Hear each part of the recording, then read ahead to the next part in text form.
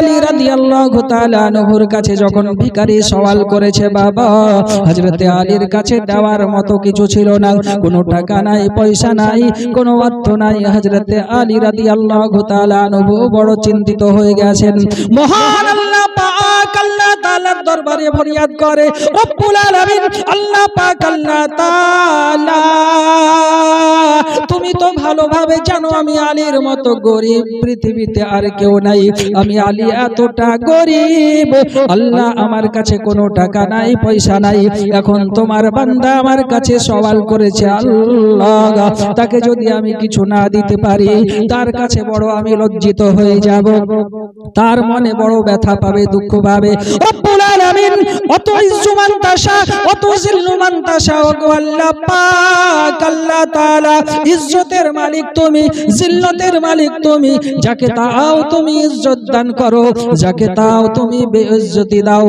আল্লাহ পাক আল্লাহ তাআলা আমি আলী তোমার কাছে সওয়াল করেছি, আল্লাহ তুমি আমার ইজ্জত রক্ষা করো। আল্লাহকে স্মরণ করে, আল্লাহকে স্মরণ করে হযরতে আলী রাদিয়াল্লাহু তাআলা আনহু ভিখারি ব্যক্তিকে বলেছিল, ভাই দাও তোমার হাতটা আমার দিকে বাড়িয়ে দাও। ওই ভিখারি ব্যক্তি হযরতে আলীর দিকে হাত বাড়িয়ে দিয়েছে, যেই না হযরতে আলীর দিকে হাতটা বাড়িয়ে দেয়, হযরতে আলী রাদিয়াল্লাহু তাআলা আনহু রাসূল পাক সাল্লাল্লাহু তাআলা আলাইহি সাল্লামের ইশক মহব্বতে, রাসূল পাকের প্রতি মহব্বতের ছন্দে, মহব্বতের ছলে দরুদ পড়ে ওই ভিখারি ব্যক্তির হাতে ফু দিয়ে দিয়েছে। তারপর বলে, ভাই তুমি হাতটা বন্ধ করে নাও, যতক্ষণ পর্যন্ত তুমি আবু জেহেলের কাছে না চলে যাবে ততক্ষণ পর্যন্ত তোমার হাতের মুঠ তুমি খুলবে না। হযরতে আলী রাদিয়াল্লাহু তাআলা আনহু তাকে আপনার বিদায় দিয়ে দিলেন। বাবা ওই ভিখারি ব্যক্তি গুটি গুটি গুটি গুটি পাই আবারও আবু জেহেলের দরবারে চলে যায়। আবু জেহেলের দরবারে যাওয়ার পরেতে আবু জেহেল বলে, ও আল্লাহর বান্দা আলী তোমাকে কি দিয়েছে? সঙ্গে সঙ্গে ওই ভিখারি হাতের মুঠখানা খুলে দিয়েছে। সুন্নি মুসলমান ও গো জওয়ান যুবকেরা আমার মাথায় রাখুন, ওই ভিখারি ব্যক্তি যখন আবু জেহেলের কাছে যাওয়ার পর নিজের হাতের মুঠখানা খুলে দিয়েছে, সঙ্গে সঙ্গে ভিখারির হাতে একটা মুক্তার গোটার জন্ম হয়েছে। চিৎকার মেরে বলুন সুবহানাল্লাহ। ভিখারি যখন আবু জেহেলের কাছে যাওয়ার পর নিজের হাতের মুঠখানা খুলেছে তো দেখে সঙ্গে সঙ্গে তার মুঠের উপরে একটা মুক্তার গোটা। জোরে বলুন সুবহানাল্লাহ। যে মুক্তাটার সেই জামানাতে দাম 1000 স্বর্ণ মুদ্রার সমান। আবু জেহেল তার হাতের মুঠে মুক্তা দেখে অবাক। ভিখারিকে জিজ্ঞাসা করে, ভিখারি এ আলী তোমাকে মুক্তা কোথা থেকে দিল?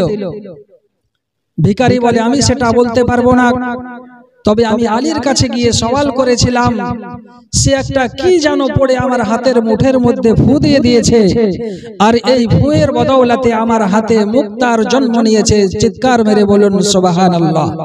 দরুদের কি পাওয়ার, দরুদের কি ক্ষমতা! রাসূল পাক সাল্লাল্লাহু তাআলা আলাইহি সাল্লামের প্রতি মুহাব্বতের ছলে একবার দরুদ পড়ে যদি হাতে ফু দেওয়াতে মুক্তার জন্ম হয়, দরুদের পাওয়ার যদি এতটা হয় তো রাসূল পাকের পাওয়ার কতটা হবে? জোরে বলুন সুবহানাল্লাহ। আব্বাজান আমার ভাই জানেরা, আবু জেহেল চিন্তায় চিন্তিত হয়ে গেল যে আলী মুক্তা কোথা থেকে পেল। সে বিশ্বাস করতে পারল না। সঙ্গে সঙ্গে আলীর দরবারে আবু জেহেল চলে গেল। ওগো আলী, বলো তুমি মুক্তা কোথা থেকে পেলে? বলে, আবু জেহেল ভিখারি যখন আমার কাছে আসে, আমার কাছে আসার পর যখন আমার কাছে সওয়াল করেছে, কিছু চেয়েছে, আমি আলীর কাছে দেওয়ার মতো কিছু ছিল না। আমি আলী বড় চিন্তায় চিন্তিত হয়ে গেলাম, তাকে যদি কিছু না দিতে পারি তাহলে তার মনটা খারাপ হয়ে যাবে, তার মনটা দুর্বল হয়ে যাবে, সে আমার উপরে ওয়া খুশি থেকে যাবে। এজন্য রাসূল পাক সাল্লাল্লাহু তাআলা আলাইহি সাল্লামের প্রতি মুহাব্বতের সাথে একবার দরুদ পড়ে ফু দিয়ে দিয়েছি।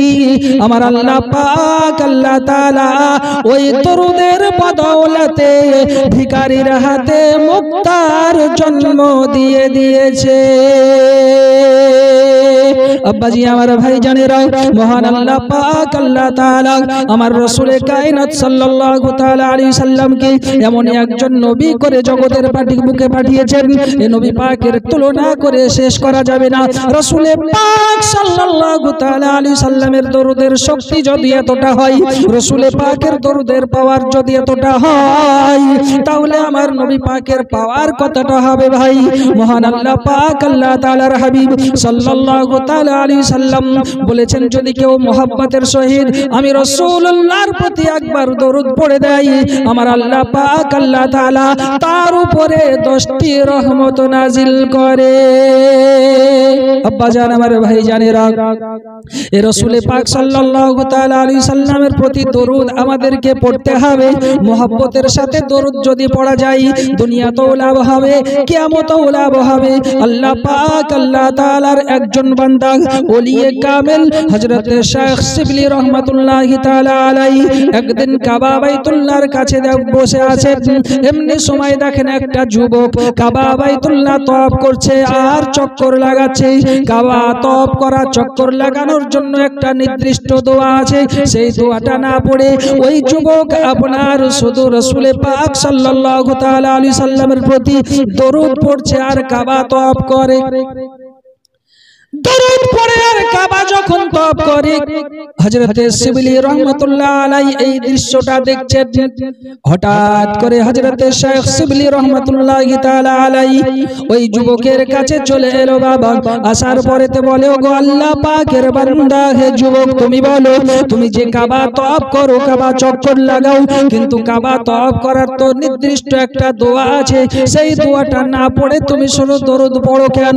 ওই যুবক বলেছিল, আল্লাহর বান্দা গা, দরুদের যে মাহাত্ম্য গো, দরুদের যে ক্ষমতা গা, দরুদের যে উপকার আমি পেয়েছি পৃথিবীর জমিনে অন্য কোন দোয়াতে আমি পাই নাই। এজন্য আমার আল্লাহ পাক আল্লাহ তাআলার কাবা যখন তওয়াফ করি, চক্কর লাগাই, আমি শুধু রাসূল পাকের প্রতি দরুদ শরীফ পড়ি। হযরত শাইখ শিবলি রাহমাতুল্লাহি তাআলা আলাইহি বলে, বাবা গা, তুমি কি এমন উপকার পেয়েছো, কি এমন মাহাত্ম্য দরুদের মধ্যে পেয়েছো যে অন্য কোন দোয়ার মধ্যে তুমি পাও নাই? সেই জিনিসটা আমাকে একটু প্রকাশ করে বলতে হবে, খুলে বলতে হবে। শাইখ শিবলি রাহমাতুল্লাহি তাআলা আলাইহি যখন এই প্রশ্নটা করেছে, ওই যুবকটা বলে, ওগো আল্লাহর বান্দা গা, আপনি যখন শুনবেন তাহলে শুনুন। আজ থেকে কয়েক বছর পূর্বে আমি আমার মাতৃভূমি থেকে পিতা এবং ছেলে দুইজনাতে মক্কার উদ্দেশ্যে, হজের উদ্দেশ্যে রওনা দিয়েছিলাম।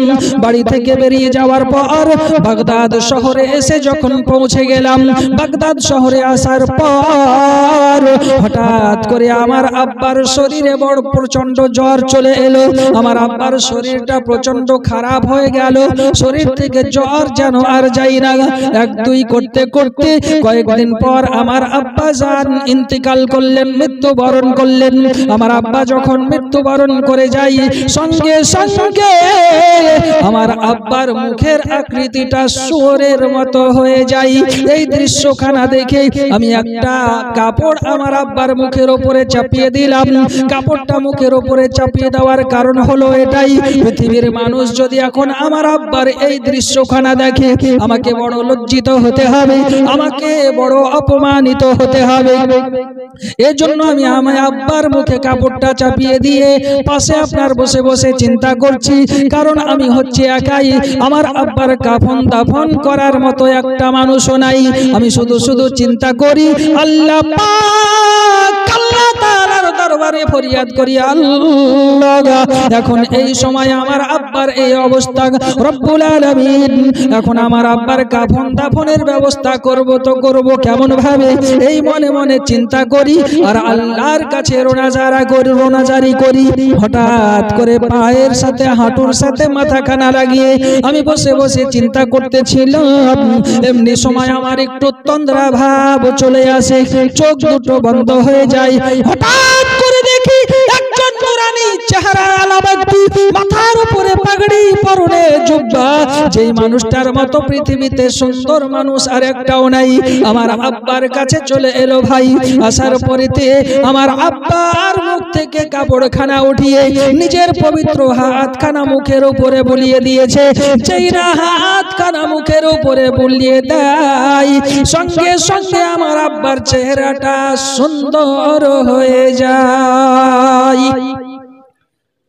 আমার আব্বার মুখে যখন সে হাতখানা চাপিয়ে দিল, বুলিয়ে দিল, সঙ্গে সঙ্গে আমার আব্বার চেহারাটা এত সুন্দর উজ্জ্বল হয়ে গেল, মনে হয় যেন চেহারা থেকে নূরের ঝলক মারে।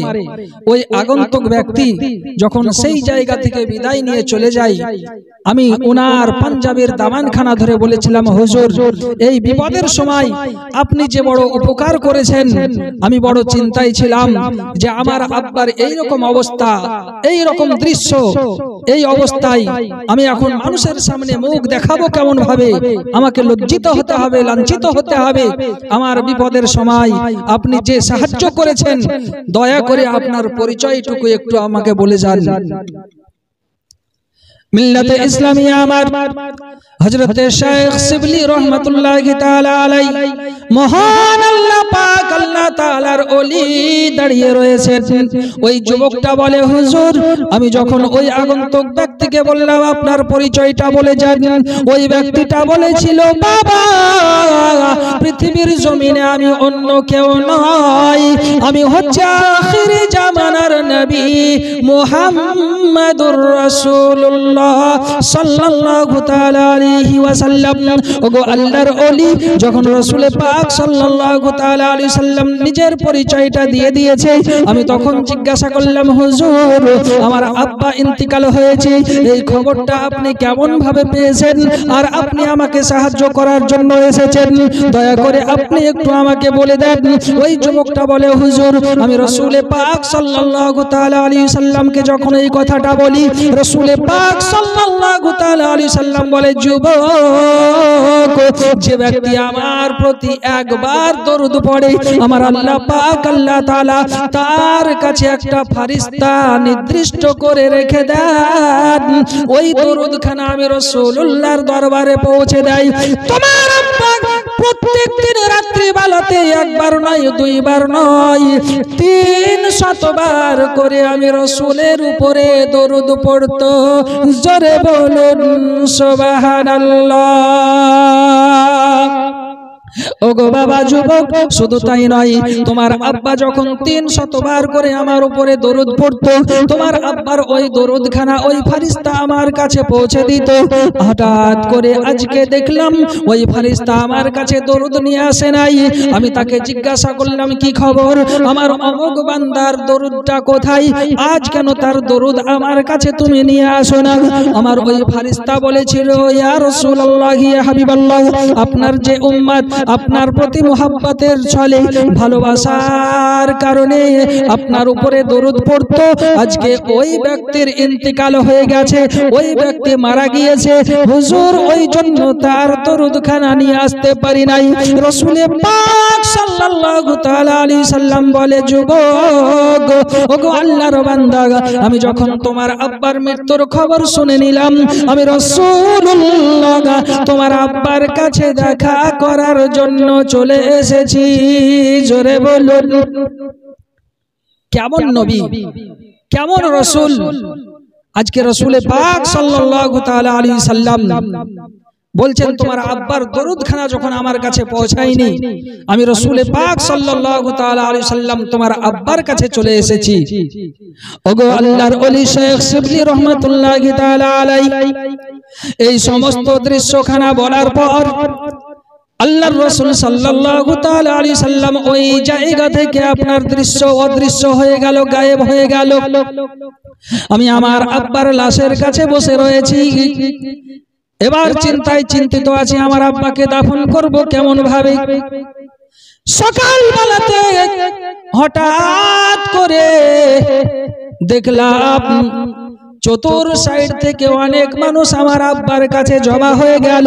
অনেক মানুষ যখন জমা হয়ে যায়, আমার আব্বার লাশখানাকে গোসল দিয়ে দেওয়া হয়। গোসল দেওয়ার পর আমার আব্বার লাশকে কাফন পরিয়ে দেওয়া হয়। কাফন পরানোর পর আমার আব্বার জানাজা পড়ানো হয়। জানাজা পড়ানোর পর আমার আব্বাকে কবরে নামিয়ে তাকে দাফন করে দেওয়া হয়। আমি অবাক হয়ে গেলাম, একটা মানুষ আমার পাশে ছিল না, কিন্তু এতগুলো মানুষ এলো কোথা থেকে? আমি তাদেরকে জিজ্ঞাসা করলাম, ওগো আল্লাহ পাক, আল্লাহ তাআলার বান্দা, আপনারা বলুন আমার আব্বার মৃত্যুর সংবাদ কে দিয়েছে? আমার আব্বার মৃত্যুর খবর আপনাদেরকে কে দিয়েছে যে আপনারা আমার আব্বার জানাজা পড়ার জন্য এসেছে? ওই যুবককে বলেছিল সকাল বেলাতে ফজরের নামাজের পর গায়েবী একটা আওয়াজ আমরা শুনতে পেলাম, যদি তোমরা জান্নাতে যেতে চাও, যদি তোমরা কিয়ামতের দিন ভালাই পেতে চাও, অমুক জায়গাতে আমার একজন বান্দার ইন্তিকাল হয়েছে, তার জানাজায় শরীক হয়ে তোমরা তাকে দাফন করে দাও। ওগো যুবক, এই দৃশ্য, এই খবর পাওয়ার সঙ্গে সঙ্গে আমরা তোমার আব্বার জানাজায় শরীক হয়েছি। হযরত শেখ শিবলি রহমাতুল্লাহি তাআলা আলাইহি ওই যুবকটাকে বলেছিল, বাবা, যে জিনিসের সন্ধান তুমি পেয়েছো, যেই জিনিসের মোহাব্বত তুমি করেছো, ভালোবাসা তুমি করেছো, সেই জিনিসটাকে তুমি অন্তরের মধ্যে আঁকড়ে ধরে থাকো, কোনো সময় ছেড়ে দিও না বাবা। এটা হচ্ছে আমার রাসূলে পাকের দরুদ। আজকে রাসূলে পাকের দরুদের পাওয়ার কত, আর রাসূলুল্লাহ সাল্লাল্লাহু তাআলা আলাইহি সাল্লাম নিজের উম্মতকে কতটা ভালোবাসেন। নিজের উম্মতের দরুদ না পাওয়ার সাথে সাথে তিনার মৃত্যুর খবর শুনে রাসূলে পাক সাল্লাল্লাহু তাআলা আলাইহি সাল্লাম সুদূর মদিনা থেকে আমার আপনার আকা মুস্তাফা সাল্লাল্লাহু তাআলা আলাইহি সাল্লাম নিজের উম্মতের খোঁজ নিতে চলে এসেছে। জোরে বলুন সুবহানাল্লাহ। जो भी दुश्मन है मेरे रज़ा का, जो भी दुश्मन है मेरे रज़ा का, जल रहा था जला है जलेगा। जोरे बोलुन सुभानअल्लाह। जो भी दुश्मन है मेरे रज़ा का, जल रहा था जला है जलेगा। जो भी दुश्मन है मेरे रज़ा का, जल रहा था जला है जलेगा। जल रहा था जला है जलेगा। मसलके आला हज़रत का नारा, मसलके आला हज़रत का नारा, लग रहा है हमेशा लगेगा। मसलके आला हज़रत का नारा, लग रहा है हमेशा लगेगा। कि बुग़्ज़ की ना का चश्मा लगा कर नजदियों ने लिखा जो छुपा कर। बुग़्ज़ की ना का चश्मा लगा कर नजदियों ने लिखा जो छुपा कर। के बुग़्ज़ कीना का चश्मा लगा कर नजदियों ने लिखा जो छुपा कर, नजदियों ने लिखा जो छुपा कर। आम हजरत से तो बच गया है, आम हजरत से तो बच गया है, आला हजरत से कैसे बचेगा। आम हजरत से तो बच गया है, आला हजरत से कैसे बचेगा। मसलके आला हजरत का नारा लग रहा है, हमेशा लगेगा। जोरे बोलुन सुबहान अल्लाह, और एक तो आवाज दे बोलुन सुबहान अल्लाह। के दूध मांगो के हम खीर देंगे, और न बागी को हम चीर देंगे। जोरे बोलुन, दूध मांगो के हम खीर देंगे, और न बागी को हम चीर देंगे। के दूध मांगो के हम खीर देंगे,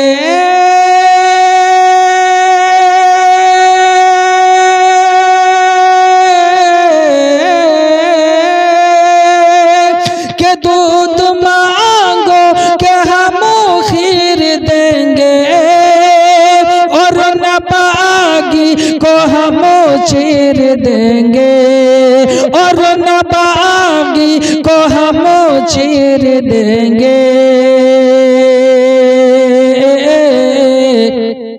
सुन्नियों से न ले कोई पंगा,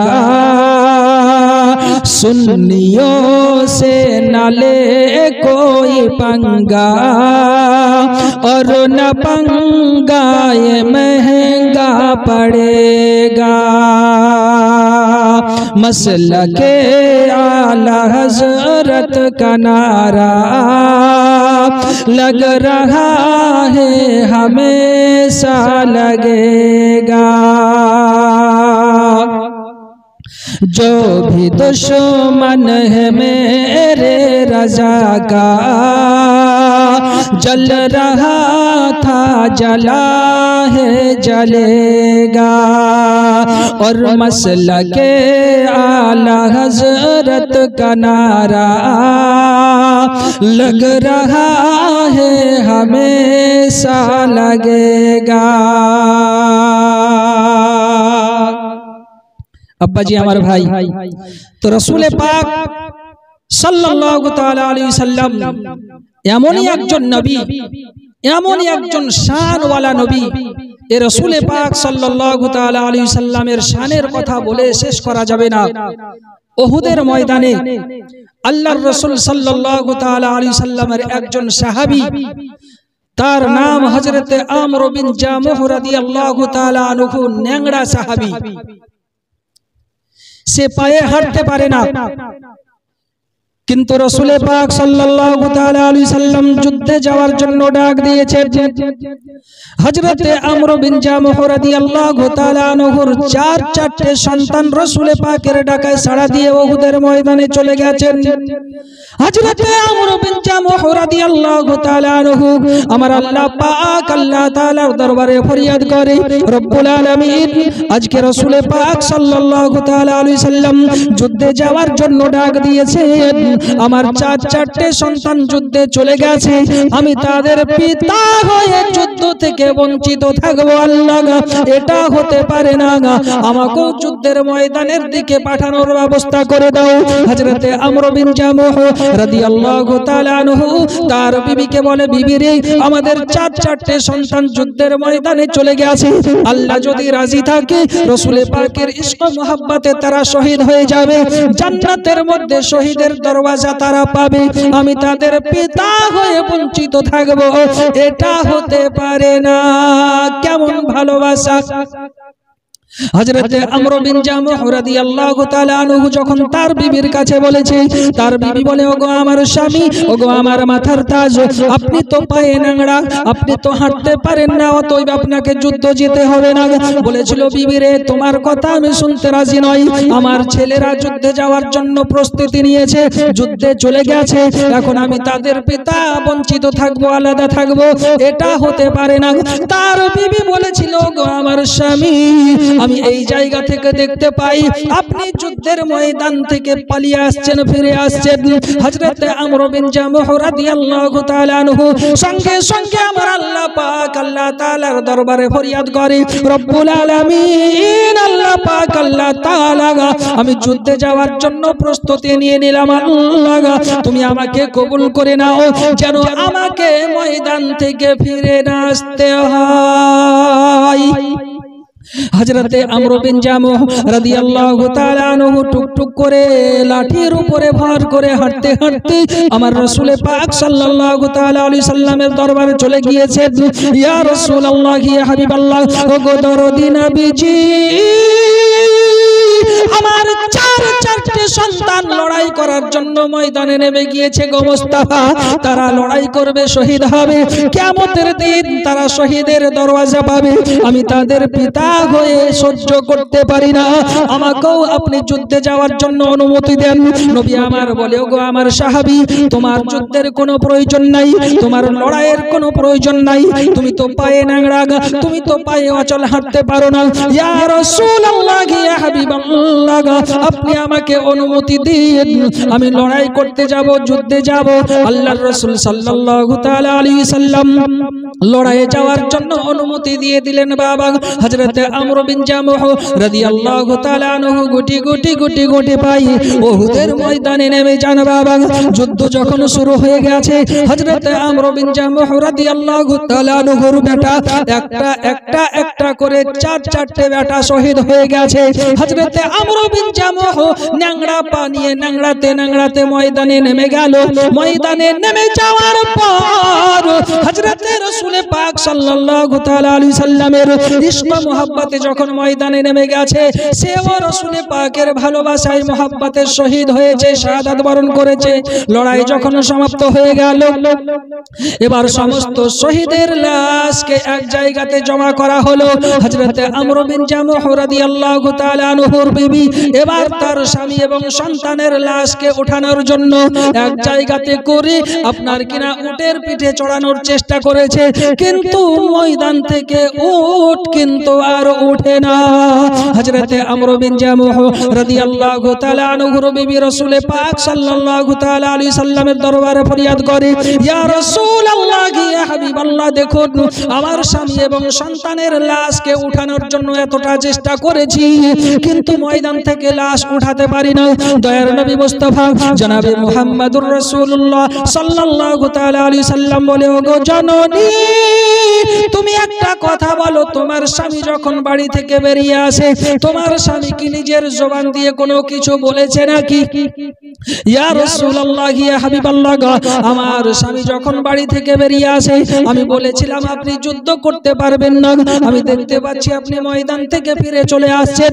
আমার স্বামী সঙ্গে সঙ্গে আল্লাহর দরবারে হাত উঠিয়ে দোয়া করেছিল, আল্লাহ পাক আল্লাহ তাআলা, আমি লড়াইয়ের উদ্দেশ্যে যুদ্ধের ময়দানের দিকে রওনা দিয়ে দিলাম, আল্লাহ পাক আল্লাহ তাআলা, আমি আমর বিন জামুহর দোয়াটা কবুল করে নাও, যেন আমাকে ময়দান থেকে বাড়ি ফিরে না আসতে হয়। আমার দয়ার রাসূল হাবিবুল্লাহ জনাবে মুহাম্মদুর রাসূলুল্লাহ সাল্লাল্লাহু তাআলা আলাইহি সাল্লাম ওগো বলে, ওগো আমর বিন জামুহর বিবি, তোমার স্বামী যে দোয়াটা করেছে আমার আল্লাহ পাক আল্লাহ তাআলার দরবারে কবুল হয়ে গেছে, এজন্য ময়দান থেকে উট ওঠে না। এখন তোমার স্বামী এবং সন্তানের লাশকে উহুদের ময়দানে দাফন করে দিতে হবে। আব্বাজি আমার ভাইজানেরা, কেমন মোহাব্বত, কেমন ভালোবাসা! বাড়ি থেকে বলেছিল যেন ময়দান থেকে ফিরে আসতে হয়, নিজে এবং চারটে বেটা সমেত রাসূল পাকের ইশক মোহাব্বতে ভালোবাসায় উহুদের ময়দানে গিয়ে জীবন দিয়েছে বাবা। এটার নাম ভালোবাসা, মোহাব্বত।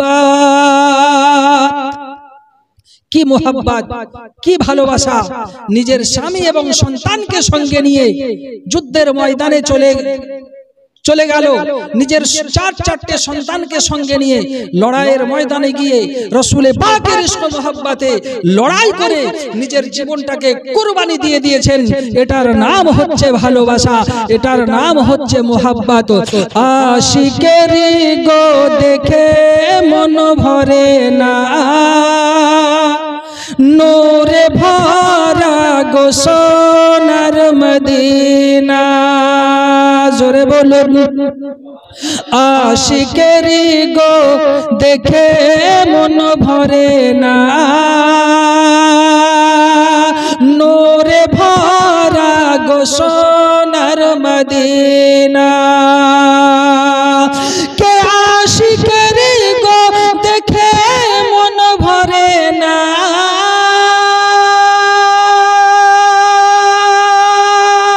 নূরে ভরা গো সোনার মদিনা,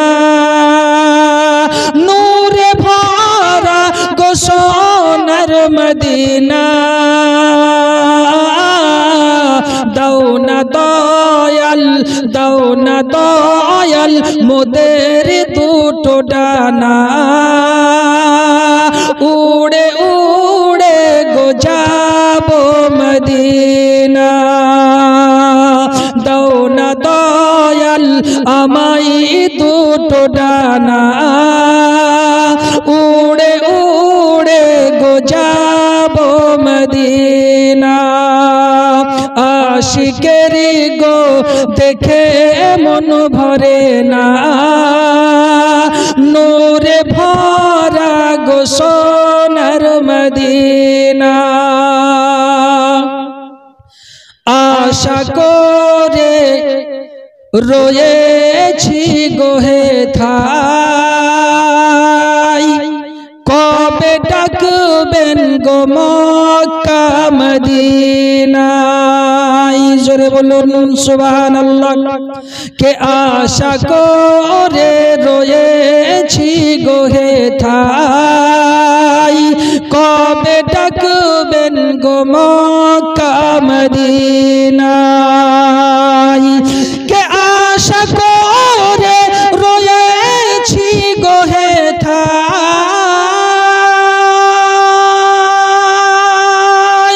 কবে ডাকবেন গো মক্কা মদিনায়, কবে ডাকবেন গো মক্কা মদিনায়। দাও না দয়াল, দাও না দয়াল আমায় দুটো ডানা, উড়ে উড়ে গো যাবো মদিনা। আশিকেরি গো দেখে মন ভরে না,